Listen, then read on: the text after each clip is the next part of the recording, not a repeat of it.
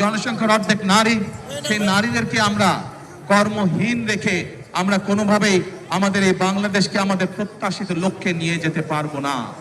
এবং সেই জন্যই এই নারীদেরকে দেশনেত্রী খালেদা জিয়া যখন দেশ পরিচালনার দায়িত্বে ছিলেন, তখন আপনারা দেখেছেন উনি স্কুল থেকে শুরু করে ইন্টারমিডিয়েট পর্যন্ত মেয়েদের শিক্ষা ব্যবস্থা ফ্রি করে দেওয়ার ব্যবস্থা করেছিলেন।